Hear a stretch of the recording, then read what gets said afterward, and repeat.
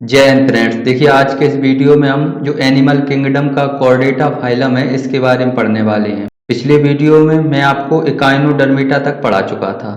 आज के इस वीडियो में हम कॉर्डेटा के बारे में पढ़ने वाले हैं कंप्लीट डिटेल में। एक भी क्वेश्चन इससे आपका छूटेगा नहीं, आपको याद भी हो जाएगा इसी वीडियो में।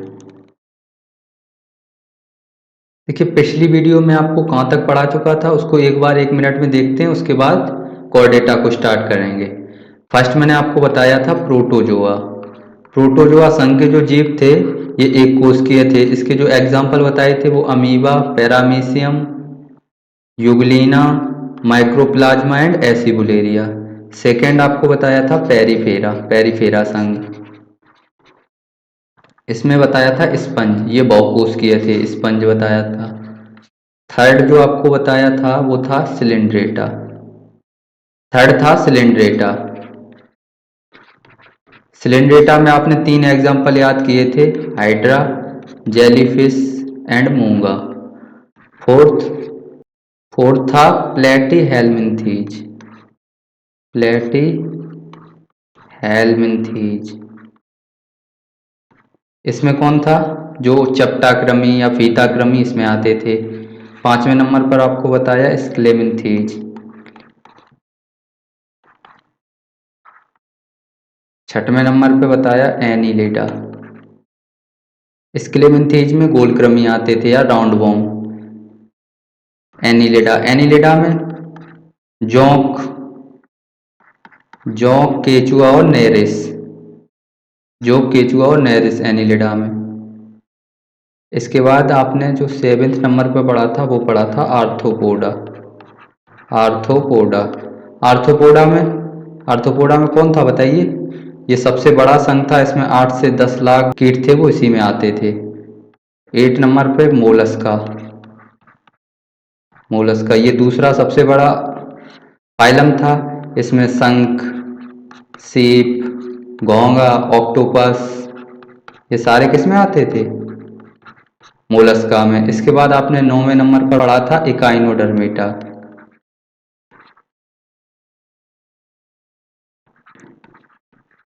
इकाइनोडर्मिटा इसमें स्टारफिश।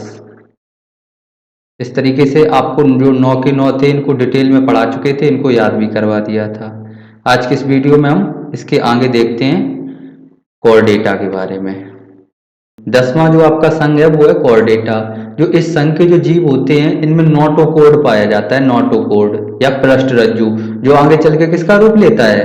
कसेर की दंड का। कसेर की दंड क्या था? रीढ़ की हड्डी, रीढ़ की हड्डी का रूप लेता था कसेर की दंड। तो पहली इनकी जो विशेषता है वो सबसे इंपॉर्टेंट है कि इनमें रीढ़ की हड्डी पाई जाती है फर्स्ट। क्योंकि आपने देखा था जो इकाइनोडर्मिटा था इसमें अल्प विकसित रीढ़ की हड्डी थी। अब जो इसके आगे आया कॉर्डेटा, इसमें पूर्ण रूप से विकसित रीढ़ की हड्डी आपको देखने को मिलती है। इस संघ के जो जीव होते हैं इनमें पूंछ पाया जाता है, पूंछ। इस संघ के जो जीव हैं इनमें पाचन, श्वसन इत्यादि पूर्ण रूप से विकसित होता है। कॉर्डेटा को हम कई वर्गों में बांटते हैं। फर्स्ट मत्स्य वर्ग या पीसीस, सेकंड उभयचर वर्ग एम्फीबियन, थर्ड है सरीसृप रेप्टाइल्स, फोर्थ है पक्षी वर्ग एविस, फिफ्थ है आपका स्तनधारी या मैमल्स। इनको हम एक एक करके बहुत डिटेल में पढ़ने वाले हैं। चलिए स्टार्ट करते हैं।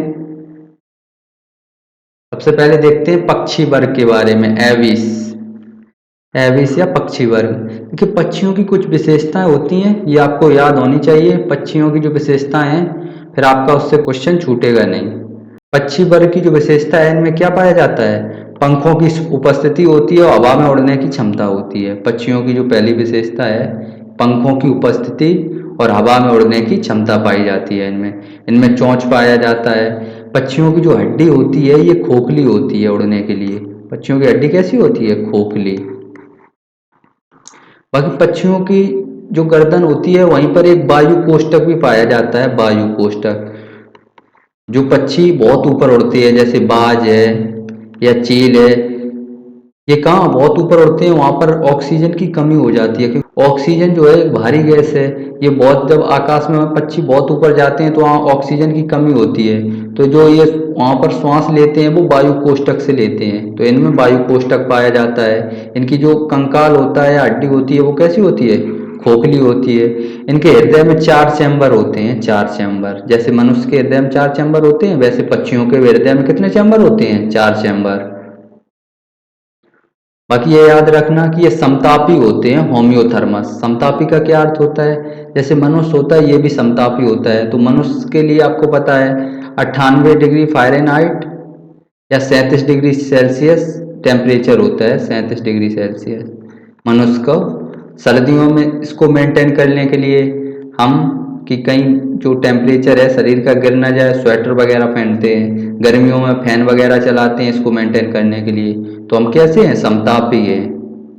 इसी तरीके से जो पक्षी होते हैं ये भी समतापी होते हैं, इनका भी एक फिक्स टेम्परेचर होता है, उसको ये मेंटेन करके रखते हैं। बाकी इनमें एक ओवरी पाई जाती है। अंडाशय की संख्या कितनी होती है इनमें, वो एक होती है, क्योंकि इनमें उड़ने के लिए शरीर हल्का रहे, इसलिए जो अंडाशय की संख्या होती है वो इनमें एक होती है। पंख पर मोम पाया जाता है। पक्षियों के जो पंख होते हैं इन पर मोम पाया जाता है, मोम। मोम का क्या अर्थ है कि ये भीगते नहीं हैं, जैसे पानी वगैरह बरसते में यदि भीग जाएंगे तो ये एक बार फड़फड़ाएंगे, तुरंत इससे पानी झड़ जाएगा। तो क्या होता है, इनके पंखों पर मोम पाया जाता है। अब जो पक्षियों से जो क्वेश्चन पूछे जाते हैं वो क्या पूछे जाते हैं कि सबसे बड़ा पक्षी कौन है, शुतुरमुर्ग, एमू। शुतुरमुर्ग ऑप्शन में हो तो शुतुरमुर्ग मारना, नहीं तो एमू। ये दोनों पक्षी जो है, ये आपको शुतुरमुर्ग दिया गया है, ये एमू दिया गया है, एमू। देखिए ये खड़ी है, ये इससे भी ऊंचा है, ये उड़ नहीं पाता है, बस भागता है तेजी से। तो सबसे बड़ा पक्षी शुतुरमुर्ग, एमू। शुतुरमुर्ग और एमू, ये एमू है। इसके शरीर पर बड़े बड़े बाल पाए जाते हैं। शुतुरमुर्ग और एमू के बारे में आपको याद रखना है, ये पक्षी जो हैं ये उड़ नहीं पाते हैं। नेक्स्ट जो पक्षियों से क्वेश्चन बनता है वो बनता है कि सबसे छोटा पक्षी, तो सबसे छोटा पक्षी है वो है हमिंग बर्ड। ये दिया गया है हमिंग बर्ड की इमेज, देखिए ये गद्दी पे रखा है उंगलियों पर, ये इतना छोटा है हमिंग बर्ड। इसमें क्या विशेषता होती है कि ये उल्टा भी उड़ सकता है। तो ऐसे क्वेश्चन पूछा जा सकता है आपसे कि उल्टा उड़ने वाला पक्षी, तो वो हमिंग बर्ड ही है। इसको हिंदी में बोलते हैं गुंजन पक्षी। सबसे तेज उड़ने वाला पक्षी है वो है स्विफ्ट या अबाबिल, ये है आपका अबाबिल। इसको हिंदी में अबाबिल बोलते हैं, स्विफ्ट पक्षी है। इसी के नाम पर स्विफ्ट डिजायर भी कार का नाम है ये। तो सबसे तेज उड़ने वाला पक्षी क्या है, अबाबिल है, अबाबिल। जलीय पक्षी जो है पेंगुइन है। इसको आपने कई फिल्मों वगैरह में देखा होगा कि जो पेंगुइन है ये बहुत ठंडे प्रदेशों में पाया जाता है, पेंगुइन। ये पेंगुइन की इमेज दी गई है। तो इसमें आपने जो फैक्ट्स देखे वो क्या थे कि सबसे बड़ा पक्षी शुतुरमुर्ग, कौमा एमू। उसके बाद सबसे छोटा पक्षी हमिंग बर्ड, उल्टा उड़ने वाला हमिंग बर्ड। सबसे तेज उड़ने वाला पक्षी स्विफ्ट या अबाबिल पक्षी। जलीय पक्षी या ठंडे प्रदेशों में पाया जाने वाला पक्षी पेंगुइन है, पेंगुइन। सेकेंड जो इसका वर्ग है वो है सरीसृप वर्ग। सरीसृप वर्ग की क्या विशेषताएं, इनमें कौन कौन से एग्जाम्पल्स आते हैं उनको देखेंगे। टाइल्स होते हैं ये रैंक कर चलते हैं, पहली बात तो ये है। कैसे चलते हैं, रैंक कर चलते हैं। इनका शरीर असमतापी होता है, असमतापी। देखिए समतापी तो मतलब टेम्परेचर फिक्स रहता है, असमतापी तो टेम्परेचर ऊपर नीचे होता रहता है, तो इनको कोई बहुत ज़्यादा फर्क नहीं पड़ता है। तो सरीसृप का जो रेप्टाइल्स होते हैं इनका शरीर कैसा होता है, असमतापी होता है। हृदय में 3 चैम्बर कक्ष होते हैं। देखिए ये कक्ष आपको याद रखने हैं, आगे आपको जब मैं हाइट पढ़ाएंगे उस समय आपको बताएंगे कि ये चैम्बर क्या होते हैं, इनका क्या काम होता है। चैम्बर को हिंदी में प्रकोष्ठक बोलते हैं। इनके जो एग्जाम्पल हैं वो क्या क्या हैं, सांप है, ये देखिए इमेज दी गई है, सांप है, छिपकली है, कछुआ है, मगरमच्छ है, डायनासोर है। ये किसके एग्जाम्पल हैं, ये सारे के सारे सरीसृप के एग्जाम्पल हैं। ये आपको मगरमच्छ दिया गया है, ये कछुआ दिया गया है, तो ये सारे के सारे किसके एग्जाम्पल हैं, सरीसृप के हैं। सरीसृप के जो एग्जाम्पल हैं बाकी तो सारे के सारे जो भी रेप्टाइल्स में आते हैं उनके हृदय में 3 चैम्बर पाए जाते हैं, लेकिन मगरमच्छ और घड़ियाल, ये 2 एग्जाम्पल याद रखना कि इनके हृदय में 4 चैम्बर होते हैं। कितने होते हैं? 4 चैम्बर। मगरमच्छ और घड़ियाल के हृदय में 4 चैम्बर होते हैं। ये श्वसन की क्रिया फेफड़ों द्वारा करते हैं। इनमें जो श्वसन की क्रिया होती है वो किसके द्वारा होती है? फेफड़ों के द्वारा। जैसे मनुष्य में होती है फेफड़ों के द्वारा, इसी तरीके से मगरमच्छ और घड़ियाल में भी होती है। तो आपने यहाँ से रेप्टाइल्स को देखा। रेप्टाइल्स से कुछ इंपॉर्टेंट क्वेश्चंस बनते हैं, उनको देखते हैं कि सबसे जहरीला सांप कौन होता है? तो हाइड्रोफिस। सबसे जहरीला सांप कौन सा होता है? हाइड्रोफिस। ये आपको इमेज दी गई है हाइड्रोफिस। देखिए, कोई सांप कितना जहरीला होगा ये किस बात पर डिपेंड करता है? ये उसके जहर पर डिपेंड करता है।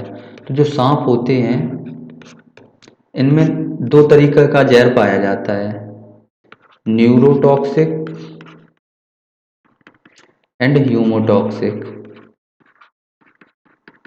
देखो, जिन सांपों में न्यूरोटॉक्सिक जहर पाया जाता है वो बहुत खतरनाक होते हैं। न्यूरोटॉक्सिक का मतलब ये हो गया, यदि इसने आपको काट लिया तो ये तुरंत आपका जो माइंड है वही काम करना बंद कर देता है और आप तुरंत आपकी बहुत जल्दी आपकी मृत्यु हो जाएगी। जो हीमोटॉक्सिक होते हैं ये क्या करते हैं? ये आपके जो खून है, ब्लड है, इसको गाढ़ा करना स्टार्ट कर देते हैं और लगभग आपको 3 घंटे का इसमें समय मिल जाता है। इसमें आप जा करके तुरंत ट्रीटमेंट करवा सकते हो।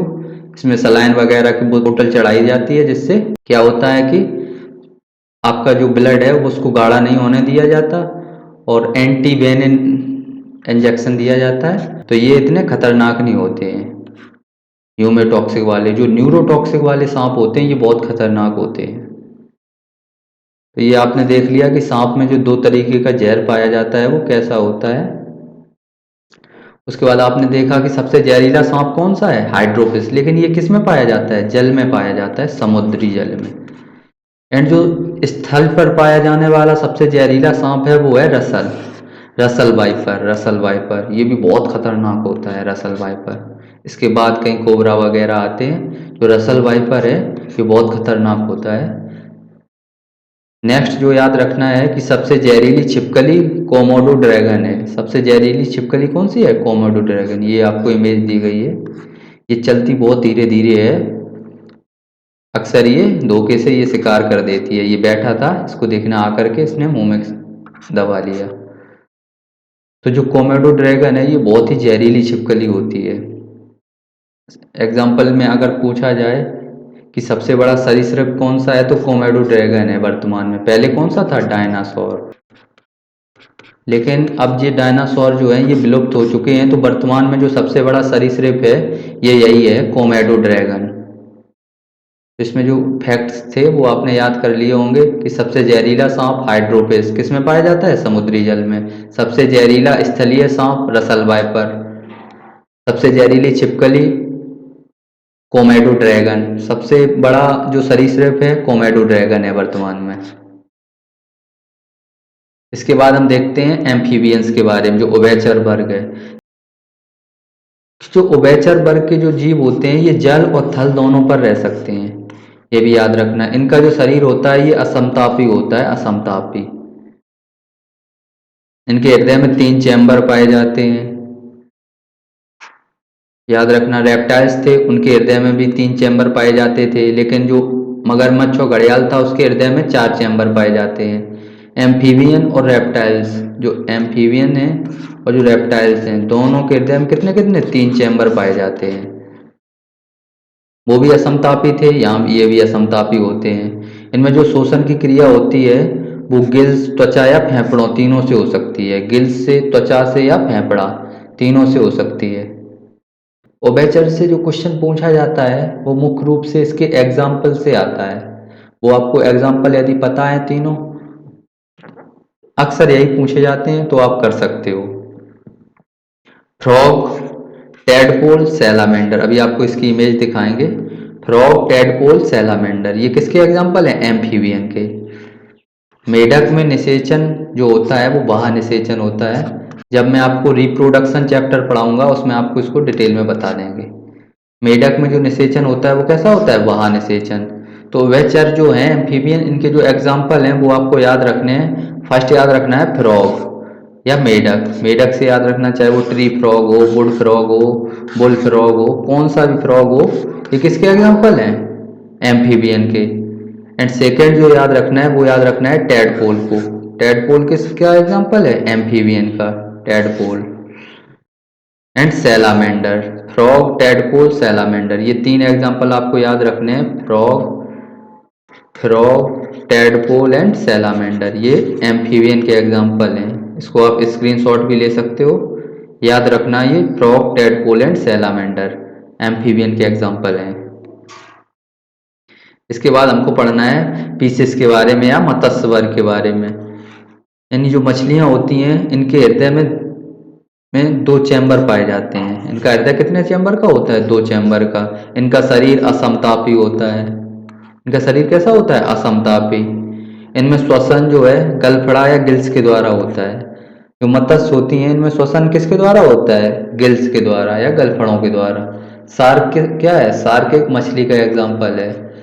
आपसे जो क्वेश्चन पूछा जाएगा मत्स्य वर्ग से वो ये पूछा जाएगा कि मत्स्य वर्ग निम्नलिखित में से कौन मत्स्य वर्ग का उदाहरण है। तो उसमें आपको ये एग्जाम्पल लिख देते हैं कहीं कहीं, star fish, silver fish, jelly fish, इनको लिख देते हैं। तो बच्चे फिश देख के तुरंत उसको मार देते हैं, जबकि जिनके पीछे फिश लगा है ये फिश नहीं है। स्टार फिश एक फिश नहीं होती, सिल्वर फिश फिश नहीं है, जेली फिश फिश नहीं है, क्रे फिश फिश नहीं है, कटल फिश फिश नहीं है, डेविल फिश फिश नहीं है, रेजर फिश फिश नहीं है। तो इतने एग्जाम्पल याद रखने की बजाय आपको याद रखना है डॉग फिश को, कि जो डॉग फिश है ये एक फिश का एग्जाम्पल है। बाकी किसी के पीछे यदि फिश लगा मिल जाएगा तो वो फिश नहीं है। अक्सर आप इसको देखोगे, केवल डॉग फिश याद करने से आपका पूरा क्वेश्चन हो जाएगा। उसमें अक्सर डॉग फिश भी मिलता है क्वेश्चन में। तो याद रखना डॉग फिश एक फिश है, बाकी जो जिनके पीछे फिश लगा है वो फिश नहीं है। शार्क फिश का एग्जाम्पल, ये शार्क की इमेज दी गई है। बहुत खतरनाक ये मछली होती है शार्क मछली, ये नीचे रहती है समुद्र में। जो कॉर्डेटा है इनमें जो सबसे इम्पोर्टेंट वर्ग है वो आपका है मैमल्स का, स्तनधारी का। इनके जो करेक्टरिस्टिक्स हैं वो तो आपको बहुत सारे पता भी होंगे, क्योंकि हम भी मैमल्स में आते हैं, हम लोग भी। तो इनमें जो तीन टाइप्स के हैं उनको आपको देखना है, वो याद रखने हैं। मैमल्स की क्या विशेषताएं होती हैं? मैमल्स जो होते हैं इनमें दूध उत्पन्न करने वाली ग्रंथियां पाई जाती हैं। इनमें याद रखना, जो मैमल्स जो होते हैं अपने बच्चों को दूध पिलाते हैं, चाहे वो अंडा से उत्पन्न हुआ हो या डायरेक्ट उसका जन्म हुआ हो एज अ बेबी के रूप में। तो ये इनको क्या पिलाते हैं? दूध पिलाते हैं। ये इनकी सबसे प्रमुख विशेषता है। मैमल्स होते हैं इनके जो त्वचा पर रोम पाए जाते हैं, जो रोमा होते हैं उनकी त्वचा पर, पूरी त्वचा पर बाल पाए जाते हैं, रोम। कर्ण पल्लव पाए जाते हैं, बाह्य कर्ण पल्लव, ये आपके जो कान वगैरह हैं। इनका हृदय 4 प्रकोष्ठों का होता है। जो मैमल्स होते हैं इनमें कितने चैम्बर होते हैं हृदय में? 4 चैम्बर। 4 चैम्बर होते हैं इनके हृदय में। श्वसन की क्रिया के लिए एक अलग से व्यवस्था होती है मैमल्स में। जैसे मनुष्य में पेशिया डायाफ्राम में क्या पाया जाता है? फेफड़े। फेफड़े श्वसन का कार्य करते हैं। मनुष्य में जो श्वसन का मुख्य अंग है वो क्या है? फेफड़ा है।